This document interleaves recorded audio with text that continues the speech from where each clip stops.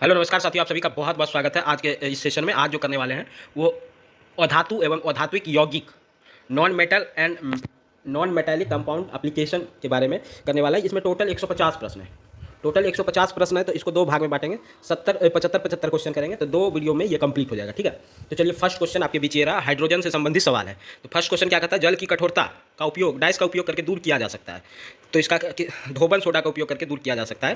धोबन soda को sodium carbonate कहते हैं। धोबन सोडा को क्या कहते हैं, सोडियम कार्बोनेट। और इसका जो सूत्र होता है वो Na2CO3 इंटू 10H2O होता है। क्या होता है, Na2CO3 इंटू 10H2O होता है। इसको Na2CO3 इंटू 10H2O होता है। धोबन सोडा का सूत्र क्या आता है, Na2CO3 इंटू 10H2O। नेक्स्ट सवाल की ओर चलते हैं। नेक्स्ट सवाल क्या कहता है,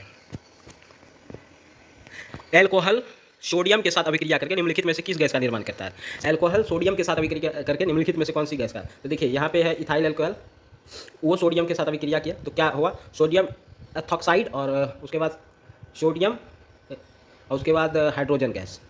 ये पूरा हो गया सोडियम एथॉक्साइड और हाइड्रोजन गैस। तो यहाँ पे कौन सा गैस का निर्माण हुआ, हाइड्रोजन गैस का। ऑप्शन नंबर 1 जो हो जाएगा इसका राइट आंसर हो जाएगा। नेक्स्ट सवाल की ओर चलते हैं। नेक्स्ट सवाल देखिएगा, डाइस लवण जल के विद्युत अपघटन के दौरान कौन सी गैस उत्पन्न होती है जो पॉप ध्वनि के साथ जलती है। पॉप ध्वनि के साथ जलती है, बताइएगा इसका राइट आंसर क्या होगा। तो इसका राइट आंसर हो जाएगा हाइड्रोजन। क्या हो जाएगा राइट आंसर, हाइड्रोजन। हाइड्रोजन जो हो जाएगा इसका राइट आंसर हो जाएगा। लवण जल के विद्युत अपघटन के दौरान क्या होता है, हाइड्रोजन गैस उत्पन्न होता है जो पॉप ध्वनि के साथ जलती है। लवण जल, लवणीय जल जो होगा उसके विद्युत अपघटन के दौरान क्या होगा, हाइड्रोजन गैस उत्पन्न होता है। ठीक है, जो पॉप ध्वनि के साथ क्या होता है, जलती है। नेक्स्ट सवाल की ओर चलते हैं। निम्नलिखित में से किस गैस का ऊर्जा मान सबसे अधिक होता है। तो इसका राइट आंसर क्या हो जाएगा, हाइड्रोजन का ऊर्जा मान क्या होता है, कैलोरी मान सबसे अधिक होता है। ठीक है, नेक्स्ट सवाल की ओर चलते हैं। नेक्स्ट सवाल देखिएगा, ड्यूटेरियम का द्रव्यमान संख्या क्या होता है। तो देखिए हाइड्रोजन के 3 समस्थानिक होते हैं, प्रोटियम, ड्यूटेरियम और ट्राइटियम। तो प्रोटियम का परमाणु द्रव्यमान 1, ड्यूटेरियम का कितना होता है, 2 होता है, और ट्राइटियम का परमाणु द्रव्यमान 3 होता है। थोड़ा सा तबीयत खराब है तो मेंटेन करके चलिएगा, थोड़ा आवाज़ में आप लोग को लग रहा होगा दूसरे तरह। निम्नलिखित में सभी अम्ल धातु के साथ अभिक्रिया करके कौन सी गैस उत्पन्न करते हैं। तो सभी गैस धातु के साथ यदि कोई गैस अभिक्रिया करता है तो कौन सा गैस उत्पन्न होगा। तो यहाँ पे हाइड्रोजन गैस उत्पन्न होता है। मान लेते हैं कि आपके पास कोई धातु है, धातु है फेरस है, प्लस अम्ल H2SO4 है, सल्फ्यूरिक अम्ल है। तो यहाँ पे क्या हो जाएगा, FeSO4 ferrous sulphate plus hydrogen gas मुक्त होगा। तो कौन सा गैस उत्पन्न होगा, तो हाइड्रोजन गैस उत्पन्न होगा। नेक्स्ट सवाल की ओर चलते हैं। नेक्स्ट सवाल के निम्नलिखित में से कौन सा गैस धातुओं को तनु अम्ल के साथ अभिक्रिया करने पर, तो कोई भी धातु होगा उसको यदि अम्ल के साथ अभिक्रिया कराते हैं तो अभी आपको बताएं हाइड्रोजन गैस उत्पन्न होता है। तो राइट आंसर जो हो जाएगा बी करेक्ट हो जाएगा। नेक्स्ट सवाल की ओर चलते हैं। जब एक जस्ता धातु, अब कोई भी धातु रहेगा, जस्ता रहे, लोहा रहे, आपका एल्युमिनियम रहे, कोई भी गैस रहेगा। तो यहाँ बोला है कि जब एक जस्ता धातु के टुकड़ों को HCl हाइड्रोक्लोरिक अम्ल, कोई भी अम्ल रहे, सल्फ्यूरिक अम्ल रहे, हाइड्रोक्लोरिक अम्ल रहे, कोई भी धातु यदि कोई भी अम्ल से अभिक्रिया करेगा तो हाइड्रोजन गैस निकलेगा। तो राइट आंसर जो हो जाएगा बी हो जाएगा। क्वेश्चन दिया है घुमा के, जब जस्ता धातु हाइड्रोक्लोरिक अम्ल के साथ रखा जाता है तो क्या होता है, तो zinc chloride plus hydrogen gas निकलेगा क्या। नेक्स्ट सवाल की ओर चलते हैं।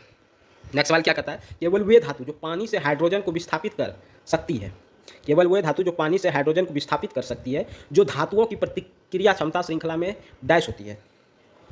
तो क्या होगी, हाइड्रोजन से नीचे, हाइड्रोजन से ऊपर क्या होगी। तो राइट आंसर जो होगा हाइड्रोजन से ऊपर। वे धातु की प्रतिक्रिया क्षमता श्रृंखला में हाइड्रोजन से ऊपर की धातु एसिड या पानी से अभिक्रिया कर हाइड्रोजन को विस्थापित कर देता है। एसिड या पानी से अभिक्रिया करके क्या करता है, हाइड्रोजन को विस्थापित कर देता है। नेक्स्ट सवाल की ओर चलते हैं। तो इसका राइट आंसर हो जाएगा हाइड्रोजन के ऊपर। जब एक धातु पानी के साथ अभिक्रिया करती है, वही क्वेश्चन यहाँ पे भी है, तो कौन सी गैस निकलती है। तो देखिए सोडियम धातु है, पानी के साथ अभिक्रिया किया तो कौन सा गैस निकला, सोडियम हाइड्रोक्साइड बनाया प्लस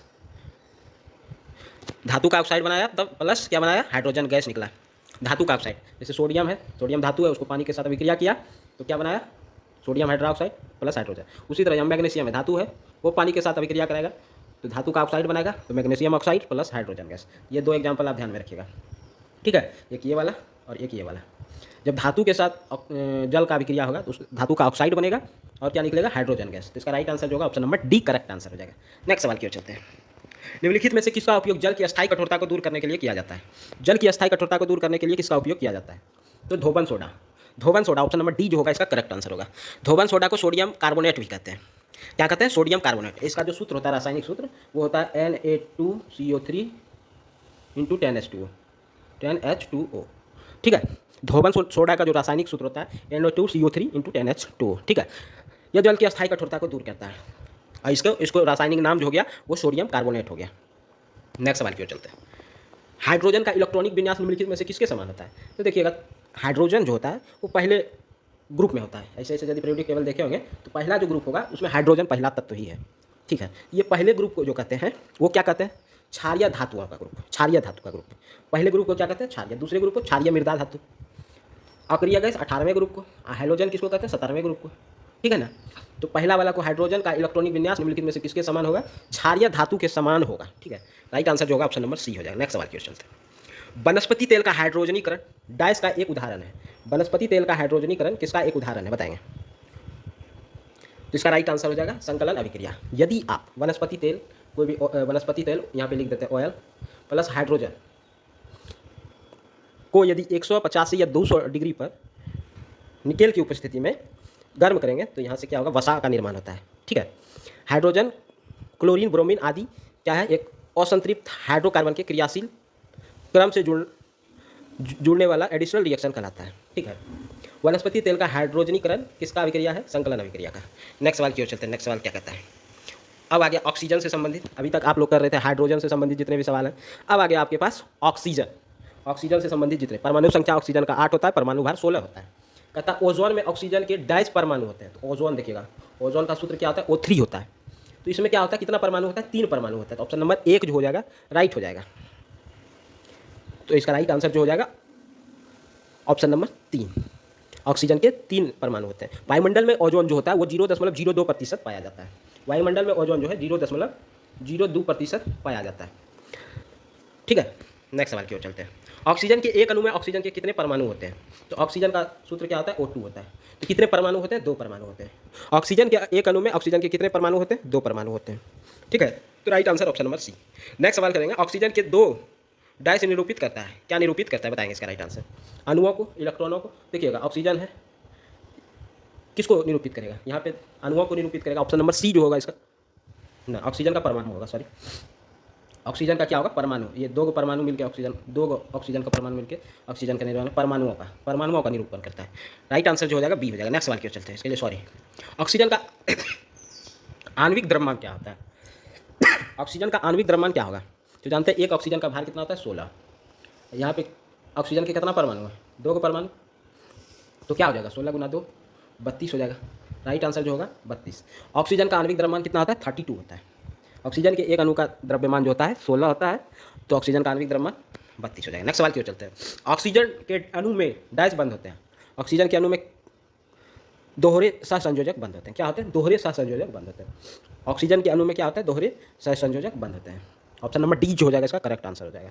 नेक्स्ट चलते हैं। नेक्स्ट जो टॉपिक है वो आपका है नाइट्रोजन। नाइट्रोजन से संबंधित जितने भी रेलवे में पूछा गया सवाल है वो हमारे पास है आपके स्क्रीन के ऊपर। देखिए, निम्नलिखित नाइट्रोजन का परमाणु संख्या 7 होता है और परमाणु द्रव्यमान 14 होता है, ठीक है। निम्नलिखित में से कौन सी एक अधातु है? तो देखिएगा, नाइट्रोजन अधातु है, एल्युमिनियम, लोहा, जस्ता, ये तीनों धातु है, ठीक है। तो राइट आंसर जो हो जाएगा आपके पास option number D correct answer. Next सवाल की ओर चलते हैं। नेक्स्ट सवाल देखिएगा, निम्नलिखित में से किस गैस का उपयोग खाद्य पदार्थ को ऑक्सीकृत होने से रोकने के लिए किया जाता है? आपने बहुत कुरकुरे, चाउमीन है, कुरकुरे, लेस, क्या क्या कहते हैं वो वाला पन्नी वाला खाया होगा, तो वो देखते हैं एकदम जब फाड़ते एकदम कड़ कड़ करता है, मतलब में आता नहीं है। तो उसमें क्या रहता है? नाइट्रोजन रहता है। तो वो ऑक्सीकृत होने से क्या करता है? खाद्य पदार्थ को बचाता है। तो उसमें कौन सा पदार्थ मिलाया जाता है? नाइट्रोजन, जो फूला हुआ एकदम रहता है पैकेट, उसमें पैकेट में नाइट्रोजन भर दिया जाता है। ऑक्सीकरण से बचने के लिए आलू के चिप्स में डाइस के साथ संग्रहित किए जाते हैं। तो आलू के चिप्स किसके साथ संग्रहित किए जाते हैं? नाइट्रोजन के साथ संग्रहित किए जाते हैं। नेक्स्ट सवाल की ओर चलते हैं। नेक्स्ट सवाल क्या कहता है? लेड नाइट्रेट को जोरदार ढंग से गर्म करते समय निकालने वाली लाल भूरे रंग का गैस क्या है? जब लेड नाइट्रेट को गर्म करेंगे तो क्या कौन सा गैस निकलेगा? बताएगा इसका राइट आंसर क्या हो जाएगा? लेड नाइट्रेट को जब गर्म करेंगे तो क्या कौन सा गैस निकलेगा? Die nitrogen oxide, die nitrogen oxide. तो इसका राइट आंसर जो हो जाएगा डाई नाइट्रोजन ऑक्साइड हो जाएगा। नेक्स्ट सवाल की ओर चलते हैं। नेक्स्ट सवाल देखिएगा, तापीय अपघटन के दौरान अमोनियम नाइट्रेट डाइस उत्पन्न करता है। तो तापीय अपघटन के दौरान अमोनियम नाइट्रेट क्या उत्पन्न करता है बताइएगा?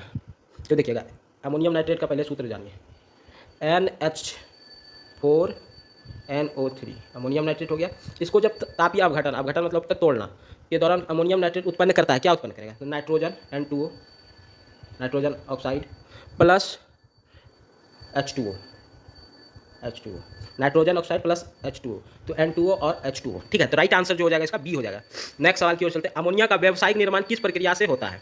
तो अमोनिया का व्यावसायिक निर्माण किस प्रक्रिया से होता है, बताएगा, हैबर प्रक्रिया के द्वारा। क्या होता है, हैबर प्रक्रिया के द्वारा अमोनिया का व्यावसायिक निर्माण होता है।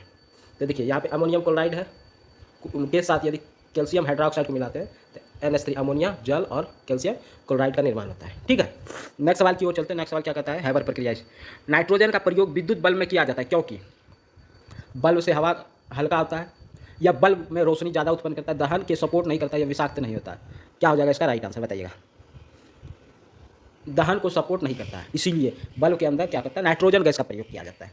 नेक्स्ट सवाल की ओर चलते हैं। नेक्स्ट सवाल देखिएगा, नाइट्रोजन के निम्न ऑक्साइड में से किसको लाफिंग गैस कहते हैं, नाइट्रस ऑक्साइड को लाफिंग गैस कहते हैं। इसका सूत्र क्या होता है नाइट्रस ऑक्साइड का, N2O। N2O जो होता है वो नाइट्रस ऑक्साइड का सूत्र होता है। NO जो हो गया वो क्या हो गया, नाइट्रिक ऑक्साइड या नाइट्रोजन मोनोऑक्साइड भी कहते हैं। N2O5 जो हो गया, ये जो हो गया N2O5, उसको क्या कहते हैं, नाइट्रोजन पेंटा ऑक्साइड। ये जो हो गया आपका NO2 जो हो गया, इसको कहते हैं नाइट्रोजन डाई ऑक्साइड। ये जो हो गया आपका, इसको लाफिंग गैस या नाइट्रस ऑक्साइड कहते हैं। ठीक है, नेक्स्ट सवाल की ओर चलते हैं। नेक्स्ट सवाल क्या कहता है, निम्नलिखित गैस में से कौन से इसमें से एक तीखी गंध उत्पन्न करता है, कौन सा हो जाएगा, अमोनिया। अमोनिया इसका राइट आंसर हो जाएगा। क्या हो जाएगा, अमोनिया। अमोनिया एक तीखी गंध उत्पन्न करता है। जब भी आप बाथरूम के उधर जाएंगे तो वहाँ पे एक तीखा गंध आपको महसूस होगा। वो क्या कहता है, जब टॉयलेट में क्या होता है, अमोनिया रहता है। ठीक है, इसकी खोज जो थी, अमोनिया की खोज प्रिस्टले ने की थी। इसकी खोज किसने की थी, प्रिस्टले ने की थी। इसका उपयोग जो है बर्फ़ बनाने में, कारखानों में, या फिर रेफ्रिजरेटर में परशीतक के रूप में करते हैं अमोनिया का उपयोग। ठीक है, नेक्स्ट सवाल की ओर चलते हैं। निम्नलिखित में से कौन सा दंत चिकित्सकों द्वारा एनेस्थेसिया, जो जिस समय किसी का ऑपरेशन होता है, देखते हैं पेट का या किसी भी चीज़ का ऑपरेशन होता है, बेहोशी करता है, तो बेहोश करते इसमें पहले एनेस्थेसिया दिया जाता है, जो कि बेहोशी की हालत में आ जाते हैं पेशेंट। तो एनेस्थेसिया के रूप में इस्तेमाल किया जाता है। उसमें क्या रहता है, उसमें वही हंसने वाला गैस जो होता है, नाइट्रस ऑक्साइड, वही रहता है। ऑप्शन नंबर C जो हो जाएगा इसका राइट आंसर हो जाएगा, नाइट्रस ऑक्साइड, जिसको एनेस्थेसिया में प्रयोग किया जाता है। इसका सूत्र जो होता है N2O, नाइट्रस ऑक्साइड। ठीक है, इसको लाफिंग गैस कहते हैं। निम्नलिखित में से किस विकल्प को हास्य गैस या लाफिंग गैस कहते हैं, तो राइट आंसर क्या हो जाएगा, नाइट्रस ऑक्साइड। तो right answer option number N2O, option number 1 right answer हो जाएगा। और देखिए, जो द्रव्य नाइट्रोजन होता है, द्रव्य नाइट्रोजन का उपयोग जो है पशुओं का वीर्य जो होता है उसको संरक्षित रखने एवं कृत्रिम तरीके से रखने में उपयोग होता है। पशुओं का वीर्य यदि संरक्षित करना है तो वो नाइट्रस ऑक्साइड में। ठीक है, निम्नलिखित में से किस गैस को हास्य गैस के रूप में जाना जाता है, ये एक ही सवाल है, इसको अलग अलग एग्जाम में पूछा गया है। तो इसका राइट आंसर क्या आ जाएगा, नाइट्रस ऑक्साइड, N2O। ये सवाल आपको NTPC में पूछा गया है, ये भी सवाल NTPC में पूछा गया है, और ये भी सवाल आपका NTPC में पूछा गया है। तो ये 3 सवाल NTPC में अलग अलग शिफ्ट में पूछे गए हैं और क्वेश्चन एक ही है।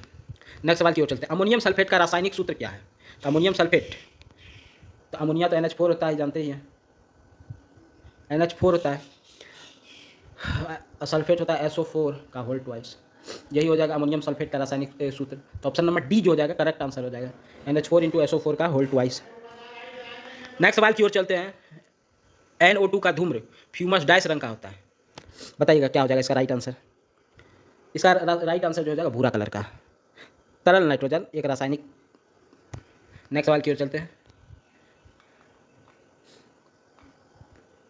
और धातुओं का व्यापक उपयोग डैश में होता है, और धातुओं का व्यापक उपयोग किस में होता है, जल बॉयलर में, जल को बॉयल करने, हवाई जहाज में, खाद में, मशीन नियंत्रक निर्माण में।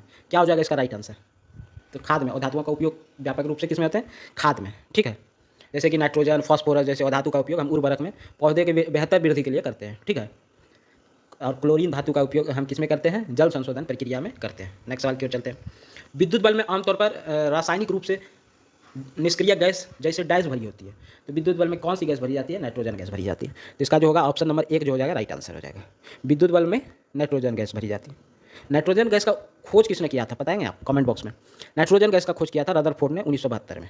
1972 में नाइट्रोजन गैस का, नाइट्रोजन गैस जो होता है वो वायुमंडल में कितना प्रतिशत होता है, 78% पाया जाता है।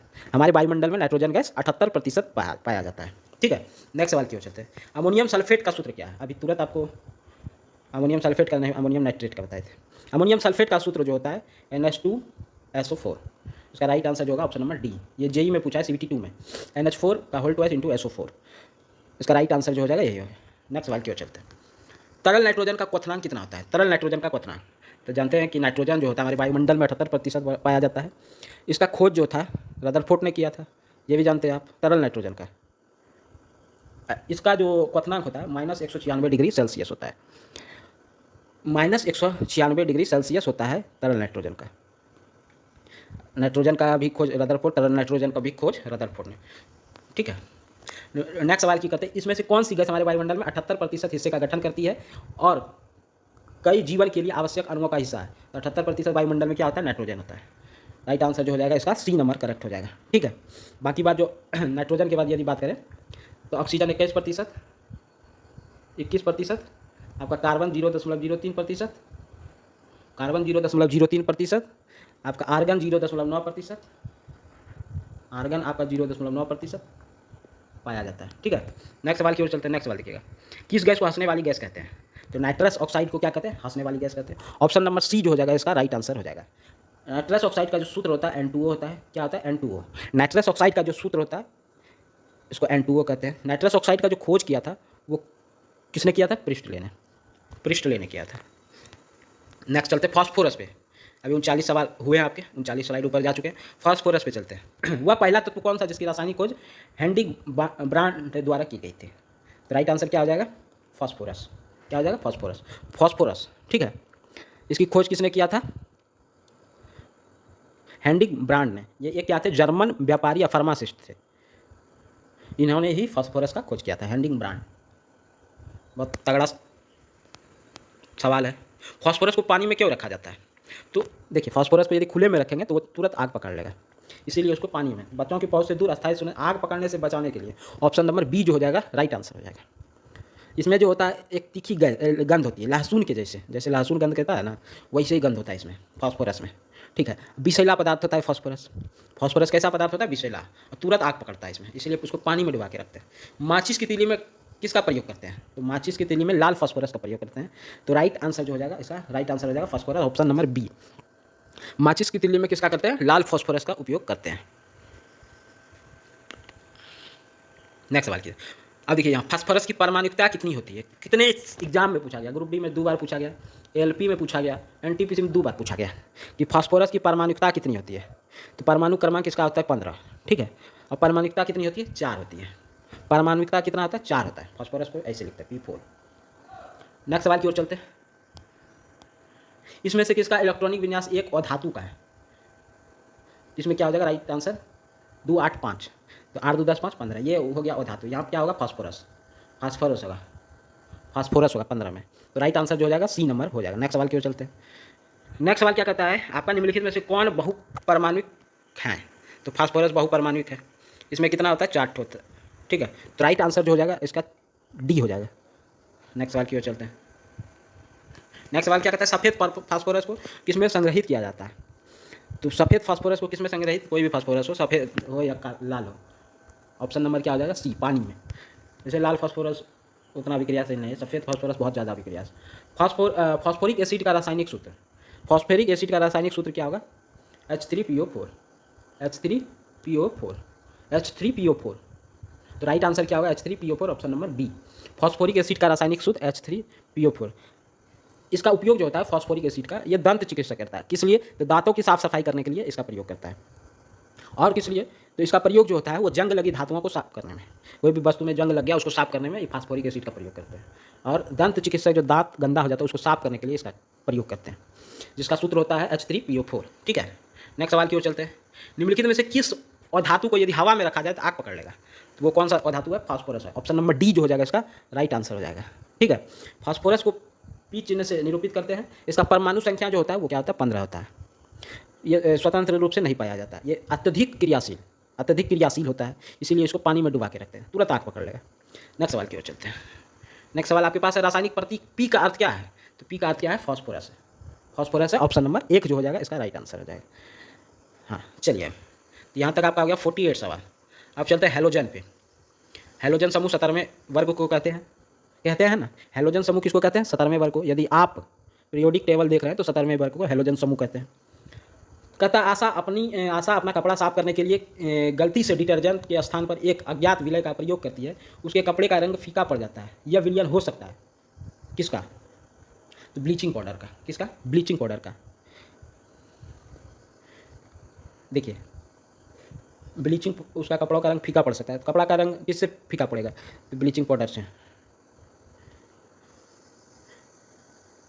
ब्लीचिंग पाउडर का जो सूत्र होता है CaOCl2, CaOCl2, ये ब्लीचिंग पाउडर का सूत्र होता है। इसका जो रासायनिक नाम होता है वो कैल्शियम ऑक्सीक्लोराइड, कैल्शियम ऑक्सीक्लोराइड इसका ब्लीचिंग पाउडर का रासायनिक नाम। ठीक है, इसका जो सूत्र होता है वो CaOCl2। ठीक है, नेक्स्ट सवाल की ओर चलें। एक यहाँ पे दिया है आपको बेकिंग सोडा या बेकिंग पाउडर, इसका जो रासायनिक नाम होता है वो होता है सोडियम बाइकार्बोनेट, यानी खाने वाला सोडा। इसका जो सूत्र होता है NaHCO3, या इसको मीठा सोडा भी मार्केट में कहा जाता है। नेक्स्ट सवाल की ओर चलते हैं। हाँ, अब यहाँ पे आपका ले लिए हैं पूरा एकदम कुंडली ही कि आपको यहाँ पे दिखा सकें। ब्लीचिंग पाउडर को इसमें से किस प्रकार निरूपित किया जा सकता है? तो उसको किस प्रकार से, अभी तुरंत बताया, ब्लीचिंग पाउडर को CaOCl2 के रूप में निरूपित करते हैं। तो देखिएगा, कैल्शियम ऑक्सीक्लोराइड इसका नाम है ब्लीचिंग पाउडर का रासायनिक नाम। उसके बाद देखिए कैल्शियम क्लोराइड है CaCl2, उसके बाद कैल्शियम हाइड्रोक्साइड को इस तरह CaOH2, कैल्शियम कार्बोनेट को CaCO3। नेक्स्ट सवाल की ओर चलते हैं। नेक्स्ट सवाल क्या कहता है, ब्लीचिंग पाउडर बनाने के लिए किस गैस का प्रयोग किया जाता है? तो किस गैस का प्रयोग किया जाता है बताइएगा। जब कैल्शियम हाइड्रोक्साइड में क्लोरीन गैस मिलाते हैं तो ब्लीचिंग पाउडर का निर्माण होता है CaOCl2, या फिर इस प्रकार से भी लिख सकते हैं CaOCl/Cl, इसी को इस प्रकार से भी लिख सकते हैं CaOCl2। ठीक है, दोनों एक ही बात हुआ, प्लस जल बनेगा। इसका राइट आंसर जो होगा क्लोरीन गैस हो जाएगा। Option number D correct answer हो जाएगा। नेक्स्ट सवाल की ओर चलते हैं। रोगाणु मुक्त पेयजल बनाने के लिए किस रसायन का प्रयोग करते हैं? रोगाणु मुक्त पेयजल बनाने के लिए किस रासायनिक पदार्थ का प्रयोग करते हैं, बताएंगे इसका राइट आंसर। तो इसका राइट आंसर क्या हो जाएगा, ब्लीचिंग पाउडर का प्रयोग करते हैं। देखते हैं कि आजकल तो ब्लीचिंग पाउडर वहाँ पे भी बहुत सारा उपयोग किया जाता है, जो आप नहाने जाते हैं क्या कहते हैं उसको, स्विमिंग पूल। हाँ, स्विमिंग पूल में बहुत ज़्यादा उपयोग किया जाता है ब्लीचिंग पाउडर का। पेयजल को शुद्ध करने में भी किया जाता है ब्लीचिंग पाउडर का। ब्लीचिंग पाउडर का रासायनिक नाम जो है कैल्शियम ऑक्सीक्लोराइड है। ठीक है, नेक्स्ट सवाल की ओर चलते हैं। ये ग्रुप डी में आया है सवाल, क्या कहता है ब्लीचिंग, पहला कथन, ब्लीचिंग पाउडर का उपयोग पेयजल को कीटाणु मुक्त बनाने के लिए किया जाता है। ये बात तो एकदम बिल्कुल सही है। दूसरा कहता है ब्लीचिंग पाउडर का उपयोग कई रासायनिक उद्योगों में ऑक्सीकरण अभिकर्मक के रूप में किया जाता है। ये बात भी सही है। ब्लीचिंग पाउडर का उपयोग ऑक्सीकरण अभिकर्मक के रूप में भी किया जाता है। ये बात भी सही है। तो इसका राइट आंसर क्या हो जाएगा, दोनों कथन सत्य है। Option number B. नेक्स्ट सवाल कहता है किस तत्व के अधात्विक गुण होते हैं? तो देखिएगा, लिथियम, क्लोरीन, कैल्शियम, सोडियम। तो सोडियम धातु है, पोटेशियम ये भी धातु है, क्लोरीन, क्लोरीन जो है ये अधात्विक गुण है, क्लोरीन प्रदर्शित करता है। नेक्स्ट सवाल की ओर चलते हैं। लिथियम भी धातु है। ब्लीचिंग पाउडर का रासायनिक सूत्र CaOCl2 होता है। बिल्कुल सही है, कथन एक सही है। ब्लीचिंग पाउडर का रासायनिक सूत्र CaOCl2 होता है। तो अभी आपको कितना बार बताए। नेक्स्ट सवाल की, ब्लीचिंग पाउडर तनु अम्ल के साथ अभिक्रिया करके क्लोरीन गैस उत्पन्न करता है। तो ये बात भी क्या है, सही है कि यदि ब्लीचिंग पाउडर CaOCl2 को यदि तनु अम्ल कराइए CaOCl2 यदि H2SO4 के साथ कराते हैं तो यहाँ पे क्या बनेगा, calcium sulphate plus Cl2 plus oxygen gas, chlorine gas का निर्माण होगा ही होगा। ऑप्शन नंबर दोनों सही है, दोनों सही है तो क्या होगा, दोनों सत्य, ऑप्शन नंबर 1 राइट आंसर हो जाएगा। नेक्स्ट है, क्लोरीन गैस तो उत्पन्न होगा ही। किस तत्व के बाह्यतम कोश में 7 संयोजी इलेक्ट्रॉन होते हैं? 7 संयोजी इलेक्ट्रॉन, तो देखिएगा 17 जो हैलोजन ग्रुप है, हैलोजन वाला 17वां ग्रुप, तो उसमें क्या होगा, संयोजक इलेक्ट्रॉन जो होगा 7 होगा। तो राइट आंसर जो होगा हैलोजन होगा। निष्क्रिय गैस जो होता है वो 18वें में होता है। ट्रांजिशन मेटल ये बीच में डी ग्रुप में होता है। निम्नलिखित में से कौन सा द्विपरमाणु होता है? तो द्विपरमाणु कौन सा है? आर्गन में एक परमाणु होता है Ar, आर्गन में एक परमाणु होता है। फ्लोरीन में, हीलियम में He, हीलियम हो गया। मीथेन, मीथेन में जो होगा, मीथेन शायद बहुपरमाणुक है। बताएंगे इसका राइट आंसर। फ्लोरीन, फ्लोरीन का सूत्र होता है F2। और मीथेन बहुपरमाणुक है, इसमें तो 5 परमाणु हो गया, CH4 बहुपरमाणुक है। फ्लोरीन जो है इसमें द्विपरमाणुक, हीलियम एक परमाणु है He, हीलियम। नेक्स्ट सवाल की ओर चलते हैं। नेक्स्ट सवाल की ओर चलते हैं। इसमें से कौन सा हैलोजन सर्वोत्तम ऑक्सीकारक एजेंट है? सर्वोत्तम ऑक्सीकारक एजेंट कौन सा है? तो सर्वोत्तम यहाँ पे देख रहे हैं फ्लोरीन है, उसके बाद क्लोरीन है, उसके बाद ब्रोमीन है, उसके बाद आयोडीन है। इसका राइट आंसर जो होगा वो हो जाएगा फ्लोरीन। सर्वोत्तम हैलोजन, कौन सा हैलोजन सर्वोत्तम ऑक्सीकारक एजेंट है? तो फ्लोरीन। ठीक है, नेक्स्ट सवाल की ओर चलते हैं। नेक्स्ट सवाल देखिएगा, निम्नलिखित में से किसका प्रयोग पीने के पानी या कीटाणु रहित करने के लिए किया जाता है? Baking powder, baking soda, washing soda, bleaching powder. तो इसका राइट आंसर क्या हो जाएगा, ब्लीचिंग पाउडर। ब्लीचिंग पाउडर को पानी को शुद्ध करने में या कीटाणु रहित करने में किया जाता है। यहाँ पे देखिए ब्लीचिंग पाउडर का निर्माण क्या हो गया, कैसे हो गया। कैल्शियम हाइड्रोक्साइड को यदि क्लोरीन गैस के साथ अभिक्रिया करेंगे तो ब्लीचिंग पाउडर का निर्माण होगा, CaOCl2 प्लस जल का भी निर्माण होगा, जल निकलेगा। हैलोजन का सबसे बड़ा स्रोत क्या है, तो इस अभिक्रिया को ध्यान में रखिएगा, ठीक है। यहाँ पे जितना भी अभिक्रिया लिखा रहता है उसको ध्यान में रखिएगा। हैलोजन का सबसे बड़ा स्रोत क्या है, हैलोजन का सबसे बड़ा स्रोत क्या है, समुद्र है, विकल्प में सभी है, झीले का पानी है, ऑटोमोबाइल उत्सर्जन है। क्या हो जाएगा इसका राइट आंसर, बताइएगा। तो हैलोजन का सबसे बड़ा स्रोत जो है वो समुद्र है। क्या है, समुद्र का जल, समुद्र का जल। विरंजक चूर्ण को जल में मिश्रित करने पर कौन सी गैस निष्क्रिय होती है, विरंजक चूर्ण को जल के साथ यदि मिश्रित करेंगे तो यही calcium hydroxide plus chlorine gas, तो कौन सा गैस निष्कासित होगा, क्लोरीन गैस निष्कासित होगा। ऑप्शन नंबर डी जो हो जाएगा इसका राइट आंसर हो जाएगा, ठीक है। नेक्स्ट सवाल की ओर चलते हैं।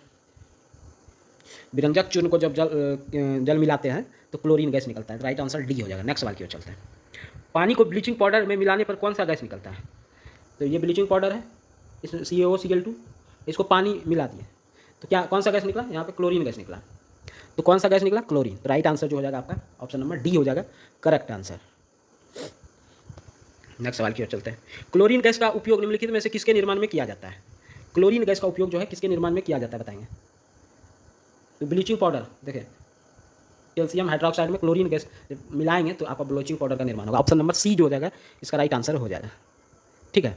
ऑप्शन नंबर सी जो हो जाएगा वो राइट आंसर हो जाएगा। नेक्स्ट सवाल की ओर चलते हैं। क्लोरोफ्लोरोकार्बन जिसको CFC कहते हैं, क्या कहते हैं, CFC क्लोरोफ्लोरोकार्बन, इनमें प्रयोग नहीं होता है, किसमें प्रयोग नहीं होता है बताइएगा राइट आंसर। रेफ्रिजरेटर में होता है, एयर कंडीशनर में होता है CFC, पैकिंग सामग्री में होता है, मिक्सर और चक्की में नहीं होता है, चक्की मिक्सर में CFC का प्रयोग नहीं होता है। इसमें ठंडा आपको करना है जो इसमें रेफ्रिजरेटर में, एयर कंडीशनर में, इसमें CFC का प्रयोग करते हैं क्लोरोफ्लोरोकार्बन। यह ओजोन क्षरण के लिए प्रमुख जिम्मेदार गैस है, क्लोरोफ्लोरोकार्बन जो होता है वो ओजोन क्षरण के लिए प्रमुख जिम्मेदार गैस है।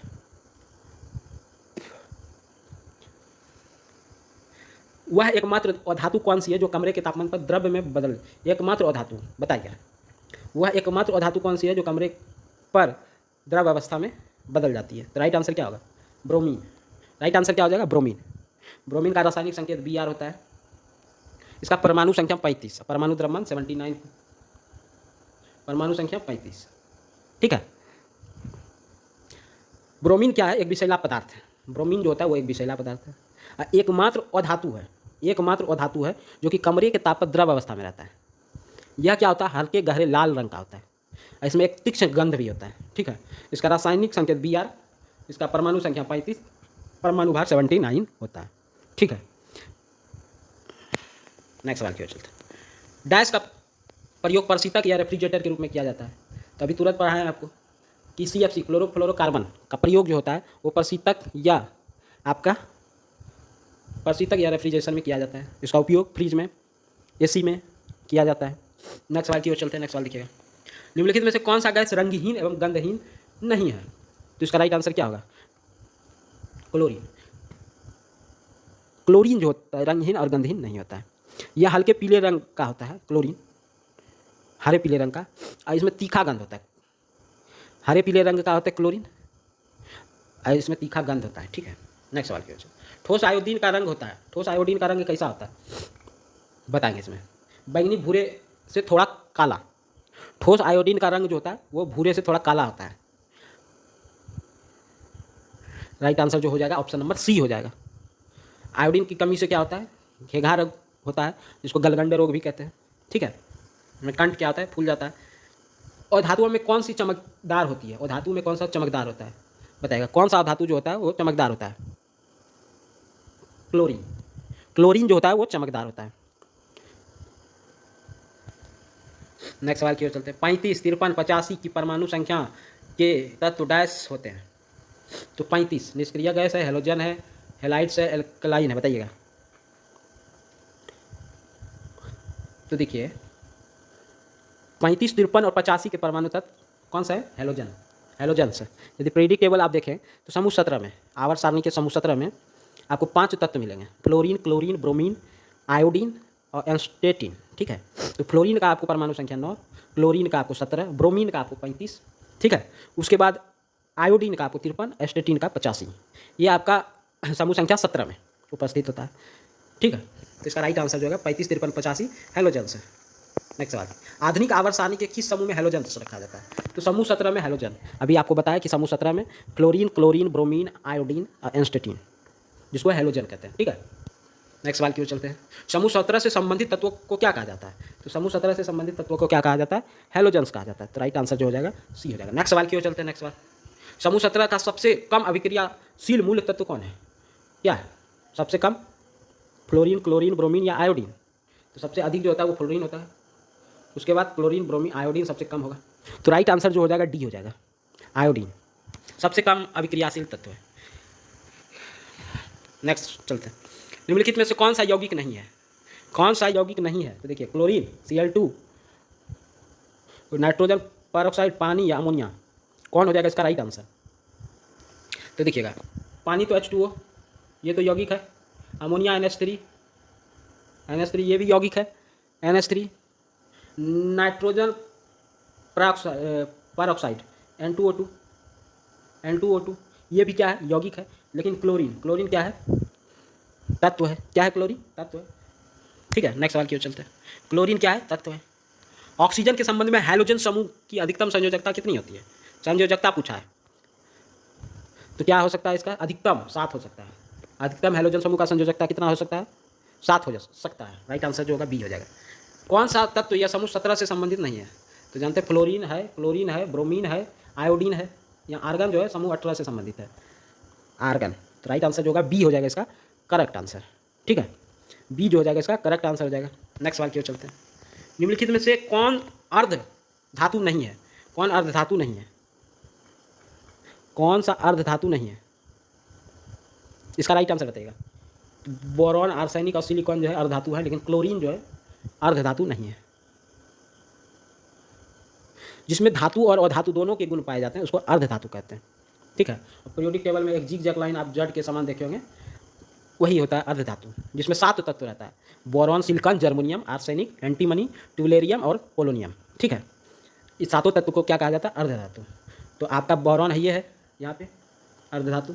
आर्सेनिक है, ये है आर्सेनिक है, और सिलिकॉन भी है, ये अर्ध धातु है। और बाकी बात 4, बोरॉन, सिलिकॉन हो गया, तो जर्मेनियम एक याद रखिएगा, आर्सेनिक हो गया, एंटीमनी, ट्यूलेरियम याद रखिएगा, पोलोनियम याद रखिएगा।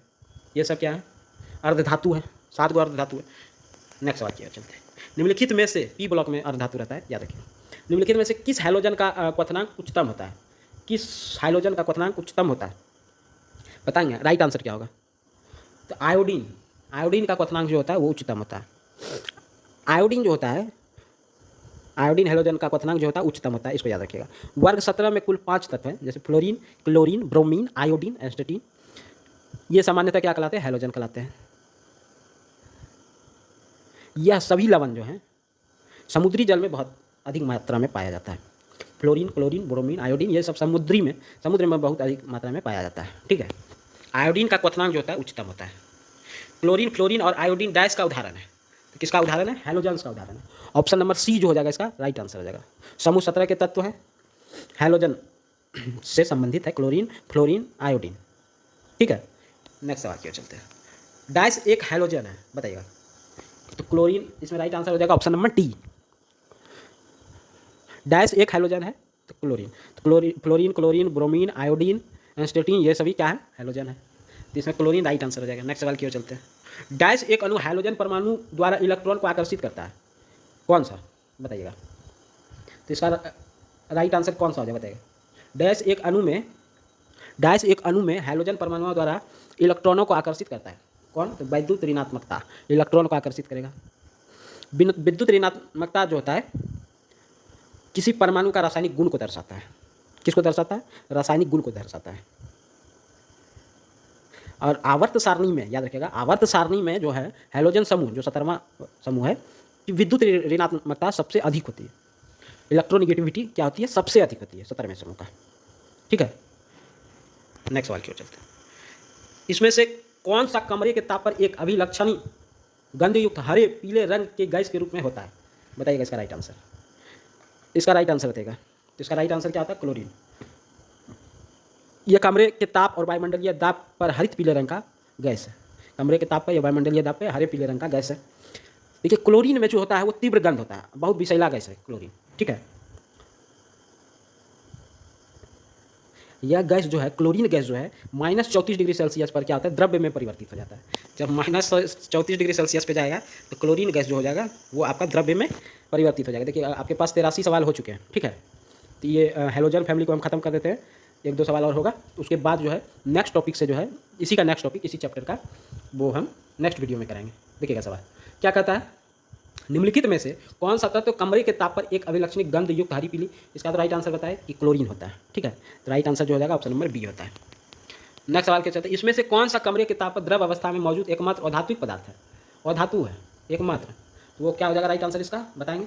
इसका राइट आंसर हो जाएगा ब्रोमीन, डी जो हो जाएगा इसका राइट आंसर हो जाएगा। अच्छा बताइएगा, कमेंट करके बताइएगा, यदि पूरा वीडियो आप देखेंगे तो ये कमेंट आप कीजिएगा कि कौन सा ऐसा धातु है जो द्रव्य अवस्था में पाया जाता है, कौन सा ऐसा धातु है जो कि द्रव्य अवस्था में पाया जाता है। यदि आप ये पूरा वीडियो यहाँ तक देख लिए होंगे तो इसका सवाल आप कमेंट बॉक्स में दीजिए, मतलब यदि देखेंगे तभी आप इस सवाल का जवाब देंगे। तो यहाँ तक आज किए, आज हम लोग टोटल 84 सवाल किए। इसके बाद जो है आपका निष्क्रिय गैस से संबंधित सवाल हैं जो कि कल हम लोग वीडियो में करेंगे, ठीक है।